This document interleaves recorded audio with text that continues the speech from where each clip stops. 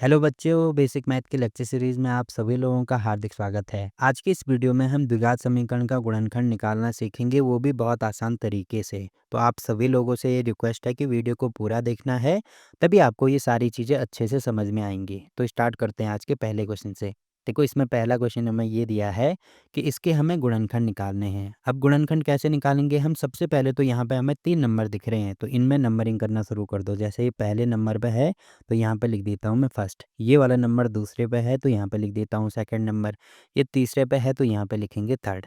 और ये चीज़ भी आपको ध्यान रखनी है कि पहले x की सबसे बड़ी घात आएगी। देखो, सबसे बड़ी घात यहाँ पे 2 है, उसके बाद उससे एक कम, यहाँ पे कुछ नहीं है तो 1, तो 2 के बाद 1 आएगा, यहाँ पे कुछ नहीं है तो x की पावर 0 मान सकते हैं। ठीक है, तो 2 1 0 या 0 1 2 ऐसे मतलब x की घात जानी चाहिए। ठीक है, तो पहली चीज़ तो आपको ये समझ में आई कि यहाँ पे हमें नंबरिंग करना है। उसके बाद हमें क्या करना है कि ये जो पहले वाला नंबर है और लास्ट वाला नंबर है, इनको आपस में गुणा करना है। तो पहले नंबर पे हमारे पास है 3 और आखिरी नंबर पे हमारे पास है 4। इनको गुणा कर दो, तो इनको गुणा करके हमारे पास आ रहा है 12। 3 गुणा 4 करेंगे तो ये 12 होगा। अब दूसरा स्टेप ये होने वाला है हमारा कि 12 के हमें ऐसे गुणनखंड करने हैं जिसको जोड़ के और घटा के, या तो जोड़ के या घटा के मुझे बीच वाला नंबर मिले। अब सबसे पहले तो मुझे 12 के गुणनखंड निकालने होंगे कि 12 के कौन-कौन से गुणनखंड हो सकते हैं। तो पहला नंबर आता है 1, 1 से शुरू कर दो तो 12 को ऐसे लिख सकते हैं 1 गुणा 12, तो ये हो गया इसका पहला गुणनखंड। 1 के बाद 2 का नंबर आता है तो यहाँ पे लिखेंगे 2 गुणा, ये हो जाएगा 6, 6 गुणा 2 लिखेंगे तब भी 12 आएगा। 2 के बाद नंबर आएगा 3 का, तो 3 गुणा 4 भी लिख सकते हैं तब भी 12 आएगा। अब 3 के बाद नंबर आता है 4 का, अगर मैं 4 गुणा 3 लिखता हूँ तो तब भी 12 आएगा, पर ये चीज़ आप देख रहे होंगे 3 गुणा 4 लिखो या 4 गुणा 3 लिखो, बात एक ही है। तो इसका मतलब यहाँ से नंबर रिपीट होते जाएँगे, तो हमें केवल यहीं तक लिखना है। तो 12 के ये 3 गुणनखंड हो जाएँगे। अब इनमें से कोई एक गुणनखंड ऐसा होगा जिसको जोड़ के और घटा के मुझे बीच वाला नंबर मिलेगा। अब कैसे मिलेगा? सबसे पहले अगर मैं इन दोनों संख्याओं को जोड़ता हूँ, तो जोड़ के मिल रहा है मुझे 13, और इन दोनों को घटाता हूँ तो घटा के मुझे मिल रहा है 11, 12 माइनस 1 करेंगे 11, जबकि मुझे यहाँ पे -4 चाहिए। तो मतलब ये वाला गुणनखंड हमारे काम का नहीं है। अब दूसरे गुणनखंड पे आओ, अगर मैं इन दोनों को जोड़ता हूँ तो 6 और 2 ये हो जाएगा 8, जोड़ के 8 मिल रहा है, और इन दोनों को अगर मैं घटाता हूँ तो घटा के मिल रहा है 4। क्या चाहिए मुझे? देखो, यहाँ पे 4 ही चाहिए, मतलब इसका मतलब ये वाला गुणनखंड मेरे काम का है। तो यहाँ पे मैं लिख सकता हूँ एक होगा हमारे पास 6 और एक होगा हमारे पास 2। ठीक है, मतलब अगर मैं इन दोनों को आपस में घटाता हूँ तो तब मुझे मिलेगा 4। अब देखो, साइन का विशेष ध्यान हमें रखना है, जैसे हमें केवल 4 नहीं चाहिए बल्कि -4 चाहिए। तो इसका मतलब क्या करना होगा, मुझे यहाँ पे जो बड़ी संख्या है उसके साथ में माइनस लिखना होगा। यहाँ पे माइनस लिखेंगे तो यहाँ पे प्लस लिखना होगा। तो इसमें से ये घटाएंगे, बड़ी संख्या में से छोटी संख्या घटाएंगे तो तब मिलेगा हमें -4।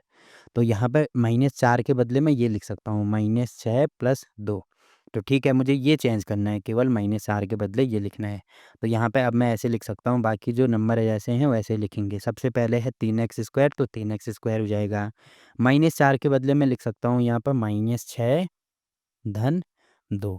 अब देखो, यहाँ पे x है तो इसके साथ भी x आएगा, इसके साथ भी x आएगा, तो यहाँ पे भी x लिख देता हूँ, यहाँ पे भी x लिख देता हूँ, क्योंकि -4 के बदले मैंने ये लिखा था और लास्ट में -4 है तो यहाँ में -4 दोबारा लिखेंगे, बराबर ये हो जाएगा 0। अब देखो, यहाँ पे 3 पद थे, अब 3 पद के बदले हमने 4 पद लिख दिए। अब 4 पद लिख दिए तो 2-2 के जोड़े बना दो। देखो, एक जोड़ा ये बन रहा है और एक जोड़ा ये बन रहा है।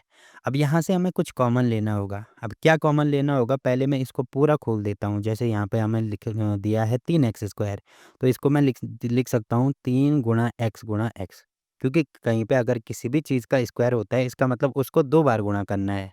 जैसे कहीं पे 2 का वर्ग होता है ना, तो 2 का वर्ग होने का मतलब 2 को 2 बार गुणा करना है।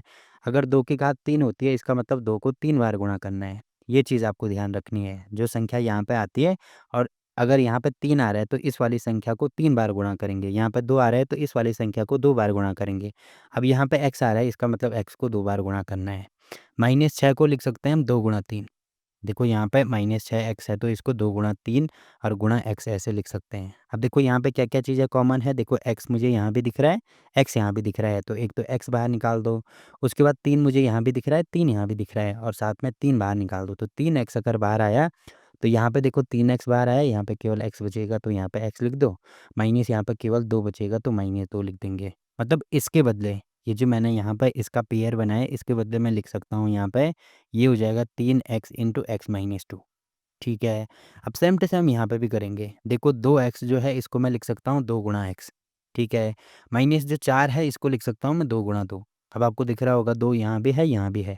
तो 2 कॉमन निकाल दो, यहाँ पे बचेगा x और यहाँ पे बचेगा -2। मतलब इसके बदले यहाँ पे मैं लिख सकता हूँ 2 इंटू x माइनस 2, ठीक है। ये बराबर हो जाएगा 0 के। अब ये चीज़ आपको ध्यान रखनी है गुणनखंड में कि यहाँ पे ये जो ब्रैकेट के अंदर आया ये और ये ब्रैकेट के अंदर आया ये सेम आने चाहिए। तो यहाँ पे देखो x-2 यहाँ भी है, x-2 यहाँ भी है। इसका मतलब x-2 मैं यहाँ से कॉमन ले सकता हूँ। तो यहाँ से x-2 कॉमन निकाल दो, तो यहाँ पे क्या बचेगा, केवल 3x बचेगा क्योंकि ये तो कॉमन आ गया। तो ये बचेगा यहाँ पे 3x धन यहाँ पे क्या बचेगा, केवल 2 बचेगा। तो यहाँ पे 2 लिख देता हूँ बराबर 0। तो ये इसके गुणनखंड निकल गए। तो देखो पहला गुणनखंड ये होगा और दूसरा गुणनखंड ये होगा। जैसे 12 के गुणनखंड निकाले ना हमने, 12 के कौन-कौन से गुणनखंड निकाले? एक गुणनखंड हमने निकाला 2 गुणा 6। गुणनखंड कैसे निकले? क्योंकि बीच में गुणे का साइन है, यहाँ पे कुछ है, यहाँ पे कुछ है। तो यहाँ पे भी ब्रैकेट का मतलब होता है गुणा। यहाँ पे भी बीच में गुणा है, यहाँ पे कुछ है, यहाँ पे भी कुछ है। तो इसका मतलब इसका गुणनखंड हो जाएगा ये वाला। तो ऐसे हम किसी भी द्विघात समीकरण का गुणनखंड निकाल सकते हैं। देखो काफ़ी आसान क्वेश्चन था। अगर यहाँ पे आपको सारी चीज़ें क्लियर नहीं हुई तो एक और क्वेश्चन मैं आपको बता देता हूँ। जैसे ये वाला क्वेश्चन आपको दिख रहा होगा, इसको हमें सॉल्व करना है। तो मैंने क्या बोला, सबसे पहले इनमें नंबरिंग कर दो। ये पहले नंबर पे है, ये दूसरे नंबर पे है, ये तीसरे नंबर पे है। उसके बाद क्या करना है, पहले और आखिरी नंबर को गुणा करना है। तो पहले नंबर पे है हमारे पास वर्गमूल 2 गुणा तीसरे नंबर पे है हमारे पास 5 वर्गमूल 2। इनको आपस में गुणा करना है। तो इसको मैं आगे पीछे कर सकता हूँ ना। देखो यहाँ पे ये है 5 गुणा वर्गमूल 2, तो इसको मैं ऐसे लिख सकता हूँ 5 गुणा वर्गमूल 2 गुणा वर्गमूल 2। अब देखो वर्गमूल 2 यहाँ पे पेयर में आ रहा है, वर्गमूल 2 यहाँ पे आ रहा है। तो इसका मतलब अगर कहीं पे वर्गमूल 2 गुणा वर्गमूल 2 है तो इसको मैं होल वर्गमूल लिख सकता हूँ और 2 गुणा 2 ये हो जाएगा। अब क्योंकि ये जोड़े में आ रहा है तो ये जोड़े से वर्गमूल के बाहर आ जाता है, तो यहाँ पे केवल 2 हो जाएगा। तो वर्गमूल 2 को मैं 2 लिख सकता हूँ। तो यहाँ पे इसके बदले में लिख दूंगा 2। तो 5 गुणा 2 ये हो जाएगा, जिसको कि मैं लिख सकता हूँ 10, ठीक है। अब गुणा करके इसको 10 आया। अब 10 के मुझे ऐसे गुणनखंड करने हैं जिसको जोड़ के और घटा के मुझे बीच वाला नंबर मिले। तो सबसे पहले 10 के गुणनखंड कर दो। तो 1 से शुरू करेंगे, तो 1 गुणा 10 करेंगे। 10 का गुणनखंड पहला ये होगा, 1 के बाद नंबर आता है 2 का। तो 2 गुणा 5 करेंगे। 2 के बाद नंबर आता है 3 का, 3 का भाग इसमें नहीं जाता, फिर 4 का भी नहीं जाता, अगला जाता है 5 का। तो 5 गुणा 2 करेंगे। तो देखो वही चीज़ रिपीट हो रही है, 2 गुणा 5 लिखो या 5 गुणा 2 लिखो, एक ही बात है। तो यहाँ पे केवल 2 गुणनखंड इसके निकलेंगे, ठीक है। अब इन दोनों गुणनखंड में से मुझे ये देखना है जिसको जोड़ के घटा के मुझे बीच वाला नंबर मिले। तो यहाँ पे आपको दिख रहा होगा, अगर मैं इन दोनों को जोड़ता हूँ तो 5 + 2 ये मिलता है मुझे 7। इसका मतलब ये जो 7 है इसको मैं लिख सकता हूँ 2 + 5। ये वाले गुणनखंड से हमारा काम हो रहा है, तो यहाँ पे लिख देता हूँ 2 + 5, ठीक है। अब क्योंकि यहाँ पे x है तो यहाँ पे भी x लगेगा, फिर यहाँ पे भी x होगा, यहाँ पे भी x होगा। तो 7x के बदले ये दोनों चीज़ें मैं लिख सकता हूँ। तो यहाँ पे मैं लिखूँगा वर्गमूल 2x² प्लस यहाँ पे हो जाएगा 2x धन यहाँ पे हो जाएगा हमारे पास 5x और धन यहाँ पे हो जाएगा 5 वर्गमूल 2।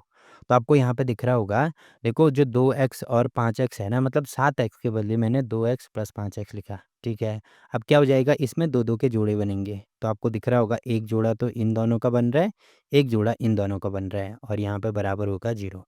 अब देखो सबसे पहले तो आपको यहाँ पे दिख रहा होगा वर्गमूल 2 यहाँ पे है, यहाँ पे केवल 2 है। तो इसको मैं पूरा एक बार खोल देता हूँ। तो यहाँ पे इसको ऐसे लिख सकता हूँ मैं, वर्गमूल 2 को वर्गमूल 2 ही लिखेंगे, x² को लिखेंगे x गुणा x धन। अब यहाँ पे 2 है। अब देखो अभी मैंने आपको बताया ना कि 2 के बदले में वर्गमूल 2 गुणा वर्गमूल 2 लिख सकता हूँ। ये लिखो या ये लिखो, बात एक ही होती है। तो 2 के बदले अब मैं यहाँ पे वर्गमूल 2 गुणा वर्गमूल 2 लिख देता हूँ। अब देखो वर्गमूल 2 यहाँ पे भी है, यहाँ पे भी है और साथ में यहाँ पे x है तो यहाँ पे गुणा x लिखेंगे और x यहाँ भी है, x यहाँ भी है। तो इसका मतलब वर्गमूल 2x हमारा कॉमन आएगा। वर्गमूल 2x कॉमन आएगा तो यहाँ पे केवल x बचेगा, वर्गमूल 2 कॉमन आएगा तो यहाँ पे केवल वर्गमूल 2 बचेगा।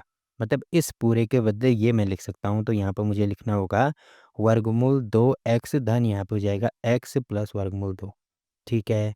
वैसे ही सेम टू सेम यहाँ पे दिख रहा होगा 5 यहाँ भी है, 5 यहाँ भी है। तो ठीक है, 5 कॉमन निकाल दो। तो यहाँ पे क्या बचेगा, यहाँ पे केवल x बचेगा और यहाँ पे बचेगा हमारा वर्गमूल 2।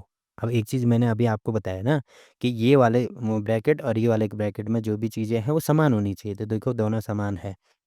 तो x प्लस वर्गमूल 2 यहाँ से भी कॉमन निकाल दो। तो यहाँ से कॉमन निकालेंगे तो यहाँ पे बचा हमारे पास वर्गमूल 2x धन यहाँ पे बचा केवल 5। तो ये बराबर हो जाएगा 0। अब देखो बीच में गुणे का साइन आ रहा है, इसका मतलब ये हमारे गुणनखंड हो जाएंगे। तो पहला गुणनखंड ये हो गया, दूसरा गुणनखंड ये हो गया। तो इस वाला जो द्विघात समीकरण है इसके भी हमने गुणनखंड निकाल दिए। तो ऐसे आप किसी भी द्विघात समीकरण के गुणनखंड निकाल सकते हैं और मेथड यही रहने वाला है। ठीक है? तो आज की वीडियो आपको कैसी लगी कमेंट करके ज़रूर बताना। तो फिलहाल के लिए इस वीडियो में इतना ही। वीडियो अच्छा लगा तो वीडियो को लाइक कीजिए, शेयर कीजिए अपने दोस्तों के साथ और चैनल को सब्सक्राइब करना ना भूलें। तो मिलते हैं आपसे एक और नई वीडियो में, तब तक के लिए बाय बाय।